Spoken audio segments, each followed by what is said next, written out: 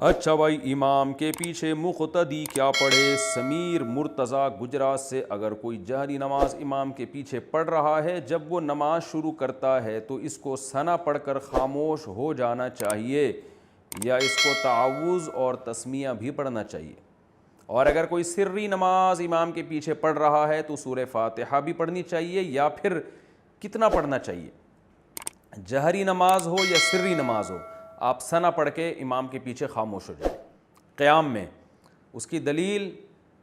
حدیث ہے، رسول اللہ صلی اللہ علیہ وسلم نے فرمایا، بحقی کی حدیث ہے، من کان لہ امام فقراءۃ الامام لہ قراءہ، جس شخص کا کوئی امام ہو تو آپ نے فرمایا امام کی قراءت مقتدی کے لیے کافی ہے، اور ناصر الالبانی رحمہ اللہ نے اس حدیث کو صحیح قرار دیا ہے۔ اسی وجہ سے ناصر الالبانی جو تھے ان کا اپنا بھی مذہب یہی تھا کہ جہری نمازوں میں بہرحال امام کے پیچھے مکمل خاموشی ہوگی، البتہ وہ سری نمازوں میں کہتے تھے کہ امام کے پیچھے فاتحہ پڑھی جائے گی، اور اس کی دلیل وہ یہ دیتے تھے کہ وہی جو مشہور حدیث ہے بخاری مسلم کی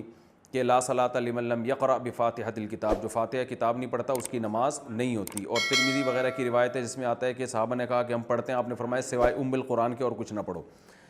تو اور اقرأ بہا فی نفسک کے الفاظ بھی ہیں کہ تو اس بیس پر البانی رحمہ اللہ کا مذہب یہ تھا کہ بھئی جہری میں نہیں پڑھی جائے گی لیکن سری میں پڑھی جائے گی، لیکن احناف نے اس حدیث کو عام لیا ہے جس میں آتا ہے من کان لہ امام فقراءۃ الامام لہ قراءہ، نبی نے فرمایا جس کا امام ہو امام کی قراءت مقتدی کے لیے کافی ہے۔ تو یہ جہری اور سری کا نبی نے کوئی فرق نہیں کیا اس میں، لہذا جہری میں بھی امام کی قراءت چاہے وہ فاتحہ ہو یا سورت ہو وہ مقتدی کے لیے کافی ہے، سری میں بھی کافی ہے۔ رہا یہ مسئلہ کہ حدیث میں جو آتا ہے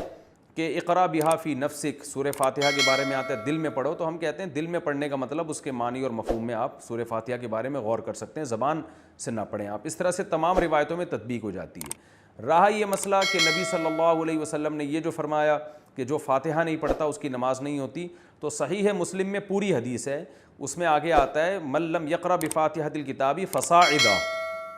سلیمان الاعمش ایک مشہور راوی ہیں، انہوں نے ان الفاظ کا اضافہ کیا ہے، اور امام مسلم نے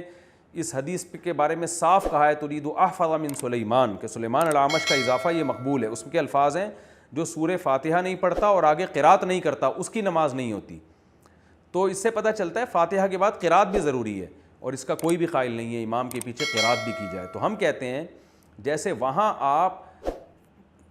یعنی یہ اس حدیث کو امام کے ساتھ خاص کرتے ہیں یا انفرادی نماز کے ساتھ خاص کرتے ہیں جس میں آتا ہے کہ فاتحہ پلس تلاوت بھی کرنی ہے آپ نے، تو یہ امام کے بارے میں ہے کہ امام اگر فاتحہ کے ساتھ تلاوت نہیں کرے گا یا منفرد جو نماز پڑھ رہا ہے وہ فاتحہ کے ساتھ تلاوت نہیں کرے گا اس کی نہیں ہوگی، تو اس سے پتہ چلتا ہے وہ حدیثیں جن میں صرف فاتحہ کا ذکر ہے وہ بھی صرف امام یا منفرد کے بارے میں ہے، مقتدی کے بارے میں وہ حدیثیں نہیں ہیں۔ مقتدی کے بارے میں یہ صحیح حدیث ہمارے پاس موجود ہے، من کان لہ امام، جس کا کوئی امام ہے، فقراءۃ الامام لہ قراءہ، تو امام کی قراءت اس مقتدی کے لیے کافی ہے۔ تو جہری سری دونوں کو شامل ہے، لہذا آپ سے صرف وہ پڑھیں، ثنا پڑھیں اور خاموش ہو جائیں۔